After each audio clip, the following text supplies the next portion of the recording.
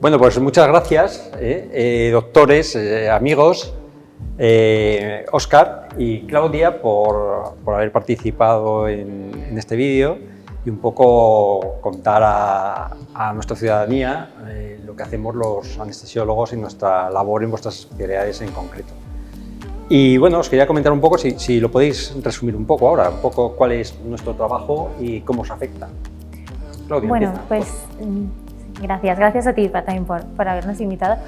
Con respecto a nuestra profesión, yo por ejemplo en ginecología es que es crucial, es decir, solo en gine ya con las cirugías necesitamos evidentemente al anestesista, ¿no? Y luego el tema partos, epidural, cesáreas urgentes, todo el intervencionismo obstétrico urgente, una hemorragia postparto, cualquier cosa, el anestesista es clave y no podríamos hacer nada sin vosotros, o sea que muchísimas gracias por estar. Bueno, ¿y en la cirugía vascular? Pues la cirugía vascular exactamente igual. Como buena especialidad quirúrgica no se puede entender una intervención sin un anestesista al lado. Ya sea un procedimiento más sencillo, pues como podría ser una cirugía de varices, en el que el paciente también necesita un control del dolor, una anestesia y un control durante todo el acto quirúrgico, como en cirugías pues muchísimo más complejas como una aorta, una carótida. Allí ya, vamos, es absolutamente indiscutible. Pero luego también lo que hemos hablado antes, ¿no? Pues mucho más allá de eso, ¿no? Hay enfermedades complejas que pues luego nos dejan unas condiciones de dolor crónico, pues que muchas veces a nosotros se nos escapa ya el manejo de determinados fármacos para pues, intentar darle una calidad de vida a ese paciente. Y allí pues, vuestra figura de nuevo pues, aparece y es de una ayuda absolutamente fundamental, ¿no? De hecho, pues, por ejemplo, en el grupo que hicimos multidisciplinar, ¿no? Para el manejo del dolor pélvico crónico, pues papel fundamental es vuestra unidad del dolor. Una patología que no se trataba. Una patología que no se trataba, que le hemos dado visibilidad y que pues, engloba pues, a muchas especialidades. Pero bueno, concretamente a las tres. A las tres. En concreto. Estamos aquí, Sí. Estamos plenamente implicados, sí. Oye, y una pregunta. ¿Qué os dicen los pacientes en vuestras consultas? Porque nosotros lo vemos luego en el preoperatorio antes de actuar, pero realmente vosotros sois el primero al que se acerca el paciente. Sí, pues por ejemplo en mi caso en el área de obstetricia, en tema partos, cuando mandamos a las pacientes a la consulta preanestésica para el día del parto, pues no tener que estarle contando ahí todo, pues mandarla a la consulta preoperatoria es fundamental y muchas veces nos dicen que bueno, que para qué, no lo entienden y claro, les explicamos que ahí pues les explicarán bien en qué consiste la técnica de la anestesia epidural, si la quieren y la necesitan ese día y también, bueno, ofreceréis resolveréis todas las dudas que necesitéis, ¿no?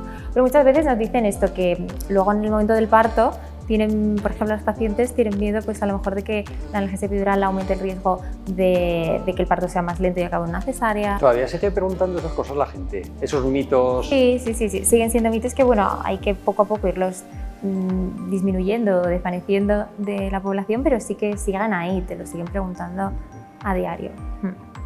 Muy bien, ¿y vosotros? Pues mira, yo también os voy a dar trabajo porque otro de los grandes mitos y que siempre nos preguntan los pacientes es, existe un temor, quizás por desconocimiento, al ¿me voy a despertar? Cuando les comentas pues, que una intervención va a ser con una anestesia general, existe un miedo intrínseco que tiene pues un porcentaje altísimo de la población y esa pregunta te la hacen en muchas ocasiones, ¿me voy a despertar? Es curioso porque mucha gente que se opera y le operas con Raki, lo que quiere es luego estar dormido durante la intervención y no enterarse. Sí. O sea, es curioso exactamente este miedo patológico. Sí, igual, bueno, quizás lo que hablábamos, ¿no? Que es un poquito el miedo o el temor a no controlar, ¿no? El perder el control de la situación en el momento que tú, pues claro, estás bajo los efectos del anestésico, ¿no? Pero luego realmente, pues por ejemplo, en el caso de las varices, ese paciente se va a ir a casa al cabo de media hora, 45 minutos después de la intervención. O sea que, por supuesto, que se van a despertar y van a estar bien después de la intervención. Pero es cierto que ese temor. Pero también, de la misma manera, también es cierto que cuando vienen a la consulta postoperatoria, el sentimiento de gratitud y de bienestar que les ha dado ese acto que se ha hecho anestésico es muy grande.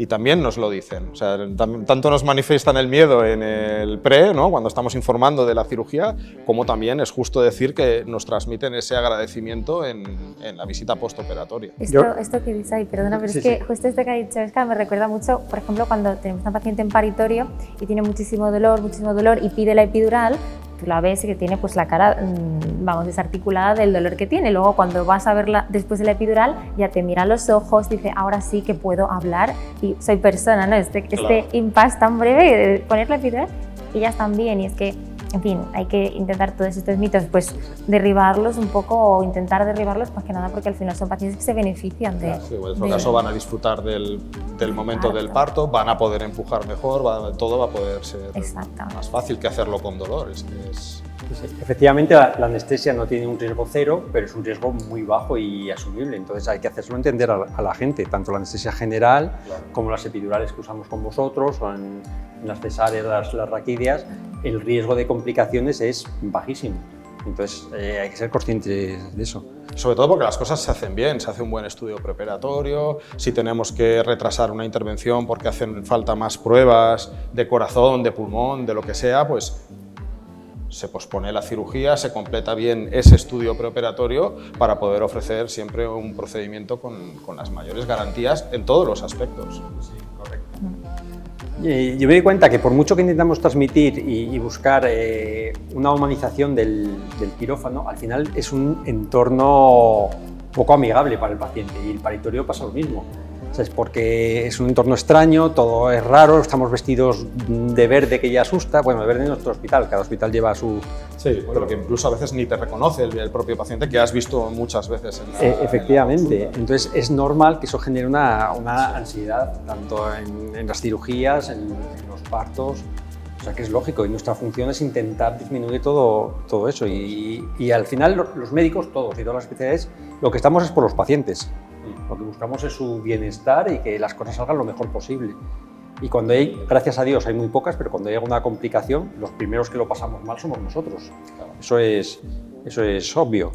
Y hay que estar allí, hay que dar la cara, hay que estar delante del paciente, de su familia y afrontar ese problema, como afrontamos otros muchos durante las cirugías en nuestras prácticas diarias, e intentar buscar, evidentemente, la mejor solución a siempre esas situaciones, que son excepcionales, pero existen, por supuesto, pero son excepcionales. Ese mensaje de tranquilidad y de seguridad en los procesos hay que darlo, porque la medicina ha cambiado una barbaridad y hoy en día pues, nos movemos ya en unos estándares y en un rigor muy elevado.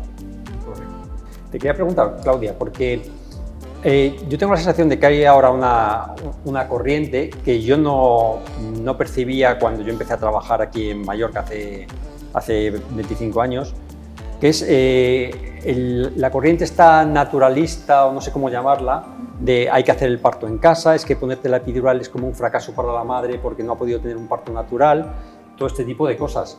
Que me llama mucho la atención porque si la epidural fuera tan mala, pues habría una generación que seríamos todos tontos. Porque todos hemos nacido o con los partos dirigidos en su momento o con las epidurales. Y me llama la atención y hasta cierto punto me preocupa porque yo creo que hemos conseguido tener unos índices de seguridad muy altos y muy poco riesgo para la embarazada y para los bebés en el momento actual, y que estas corrientes nos hagan retroceder a años atrás me parece peligroso, ¿no? Sí, a ver, es cierto, estas corrientes siempre han existido, lo que pasa es que, bueno, como todo va un poco por modas y por épocas, entonces, bueno, a lo mejor ahora sí que es verdad que puede haber un cierto repunte, pero bueno, yo, tanto como preocuparnos, tampoco, pero sí es verdad que esto existe y hay que saber que existe, y yo creo que lo más importante también está en informar, la gente informada pero con buena información, esto también está claro, pues esto no lo llevará a cabo. El riesgo de un parto en casa, bueno, pues muchísimo, por muchísimos factores y circunstancias. A mí así como ahora el primero que se me ocurre, pero es que hay muchísimos. O sea, por ejemplo, un parto en casa que hace una hemorragia postparto, ¿vale? Una hemorragia con el alumbramiento. Esto es algo inmediato, hasta incluso cuando nos pasa en el hospital tenemos que correr, teniendo todos los medios. Sí, sí. Entonces, si pasa en casa, es que vamos tarde, pero a algo que ya, cuando ya llega, ya vas tarde. Entonces, es un riesgo muy elevado. es verdad que a veces puede ir bien, pero es que cuando va mal puede ir muy mal, entonces hay que estar bien informado y tomar las decisiones informadas, con una información de calidad. También tener la tranquilidad de tener a un pediatra al lado tuyo cuando acaba de nacer ese bebé, Efectivamente. que hace una primera valoración in situ y si necesita cualquier cosita, cualquier atención, ese niño o esa niña la va a tener inmediatamente. Entonces, efectivamente, ¿no? Más allá de, incluso del acto claro, es que no obstétrico no en es sí solo la mismo. madre, es que también es el Claro. bebé, es que es crucial, ¿no? Al final, pues sí, puede ser muy natural hacerlo en tu casa, pero bueno, si lo analizas bien, no es que deje de ser natural hacerlo en un hospital, es que es algo controlado. Todo va bien, perfecto, nadie hace nada, pero cuando hay que intervenir, se interviene y esto es Es que crucial. probablemente las urgencias obstétricas son de las urgencias dentro del hospital que más nos estresan a todos los médicos, ¿eh? A todos. Porque son de las de correr de verdad. A Y todos. tienes en riesgo la vida de la madre y la vida del bebé. Entonces sí que es cierto que cuando hay que correr en obstetricia es correr. Sí, efectivamente, por esto en obstetricia constantemente nos formamos en urgencias obstétricas. Tenemos cursos que son solo de urgencias, emergencias obstétricas, que al final son, pues esto, lo que comentaba, una hemorragia postparto, una distocia de hombros, son cosas que tienes que correr y resolverlas en el momento in situ prácticamente, y si no, vas tarde. Y te quería preguntar, Óscar, también, tu especialidad, que ha cambiado muchísimo, también como la nuestra, en relativamente pocos años, porque yo recuerdo las grandes cirugías de la aorta que eran dramáticas, Sí. cirugías de muchas horas, con una mortalidad perioperatoria muy alta, no solo en lo que era la cirugía, sino en el posoperatorio inmediato y no tan inmediato. Esto ha cambiado radicalmente. Totalmente. Esto, pues yo también terminé mi formación sobre el año 2006 y desde entonces hasta ahora puedo decir que he tenido que reaprender una especialidad nueva. O sea, efectivamente, cuando hacíamos una cirugía de la aorta, era una cirugía que prácticamente nos llevaba, era un parte único que nos llevaba toda la mañana. Ese paciente probablemente necesitaba una semana de UCI, 2-3 semanas de hospitalización con transfusiones. Bueno, se paralizaban los intestinos con pues, todos los problemas que eso nos daba, mucha neumonía porque era un paciente crítico que no, por dolor tampoco podía respirar bien y se sobreinfectaban más y tal. A hacer estos mismos procedimientos con 2 punciones en las ingles, en las que ni tan siquiera llevan ningún punto de sutura y yéndose de alta las 24 horas para tratar exactamente la misma patología. Esto no es que, o sea, no tenemos que hacer una lectura de banalizar esa patología, lo que se ha no simplificado, sino porque en realidad el proceso en sí es complejo, lo que es la intervención, es mínimamente invasiva, muy técnica, con mucha tecnología alrededor y en el que todos hemos tenido que reaprender los cirujanos vasculares, pero también el manejo de estos pacientes durante estas intervenciones por parte vuestra porque es totalmente distinto. Y si la anestesia no avanza, como ha avanzado en este caso pues esta técnica quirúrgica, el paciente tampoco obtendría el mismo beneficio. Bueno, nos ha permitido rescatar pacientes ancianos que hace años no se hubieran operado. Era inviable. Era inviable. Y hoy en día, pues afortunadamente, les puedes ofrecer una solución duradera para su problema. Sí, sí. Esto ha cambiado radicalmente. Es una especialidad prácticamente nueva. Y la obstetricia, con todos los avances de la eco y todo esto, también parece otra especialidad. Sí, Cambias bueno, con la comadrona, sí, escuchando con el... Efectivamente, bueno, a mí por mi edad, pues digamos que todo eso de escuchar... Pero es que no hace tanto, yo lo he visto.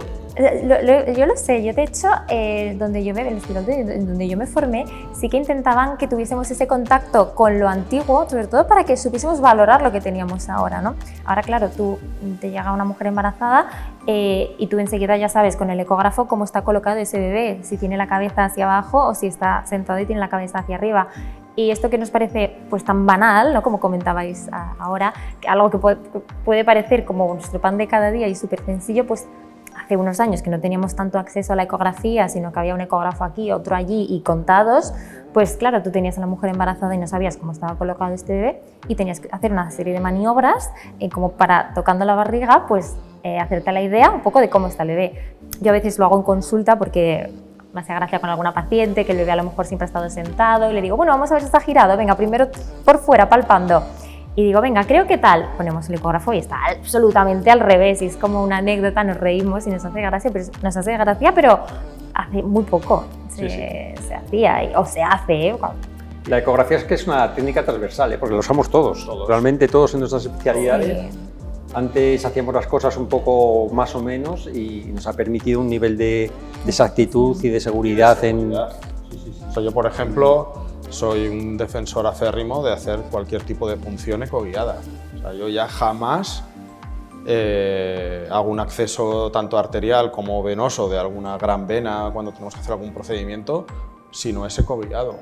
Aunque yo aprendí a hacerlo por referencias anatómicas, como hemos aprendido todos, pues con técnicas más clásicas, pero claro, hoy en día la disponibilidad de un ecógrafo, todos disponemos de uno, entonces eso te da una tranquilidad, una seguridad, hacer una punción certera a la primera sin exponer al paciente a complicaciones de poder hacer lesiones en estructuras vecinas que pueden ser también muy importantes, pues hay que hacerlo así. Y yo en eso sí que siempre he sido un defensor total, ¿no? Si tienes una tecnología que aporta seguridad, utilízala. Aprende y utilízala. Sí. Correcto, pues muy bien. Pues nada, muchísimas gracias a los dos por compartir este tiempo, por hablar de nuestras cosas al final. Claro. Nuestras cosas, pero al final son las cosas de los pacientes y tienen que conocerlas, ¿no? Porque es muy importante, y lo hablábamos antes, que a veces se fían pues, del Google, de San Google, se fían del experto influencer y no se fían realmente o no escuchan tanto al que realmente sabe, que son sus especialistas y sus médicos. Exacto. Así que pues, muchísimas gracias a los dos igualmente, por este tiempo. Muchas gracias por la invitación. Muchas gracias. Sí.